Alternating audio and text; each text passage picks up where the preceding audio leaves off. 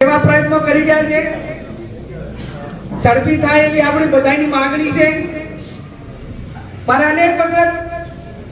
એમની જોડે અનેક ઘટનાઓમાં ચર્ચા થાય કે તમે એફઆઈઆર માટે હવે પોલીસ સ્ટેશનમાં મૂકો, અને હું કહું છું એફઆઈઆર થઈ જાય છે, પણ ક્યાંક ઘટના બને ત્યારે ટેમ્પરરી આપણે એને મોટું બોલું કરીએ, પણ એમાં પાછળથી સાથ સહકારની કે ટાઈમે આગેવાનોએ કે ભોગ બનનારે નિર્ણય લઈને કઠોરતાપૂર્વક નિડરતાપૂર્વક પોલીસ સ્ટેશને જઈને એફઆઈઆર કરાવી કે મદદ કરવી, એમાં ક્યાંક ને ક્યાંક ભૂતકાળની અંદર મારા અનેક અનુભવો એ આ બાબતમાં કડવા રહ્યા છે। એસપી સાહેબની હાજરીમાં કહું અને અનેક વખત મેં કીધું છે કે તમામ ગુના નાના મોટા માફ કરવા માટેના હોય અને માફીને પાત્ર હોય, પણ બેન દીકરીઓની સુરક્ષાના ભોગે ક્યાંય માફી ના હોઈ શકે। સામાન્ય કોઈ મુખ્ય માંગણી હોય તો માત્ર ને માત્ર એક જ છે। સંકલનમાં પણ હું ઘણી વખત કહું કે ભાઈ સ્કૂલનું ટાઈમે અમને પોલીસનું મળે, પ્રોટેક્શન મળે,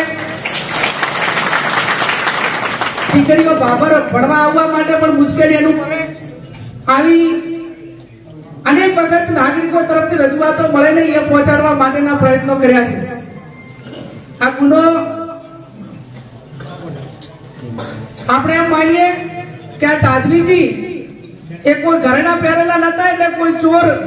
લૂંટ કરવાના ઈરાદે આ કૃત્યો કરવા પ્રેરિત થયો હોય, એ ક્લિયર કરશે કે એની વિકૃતતા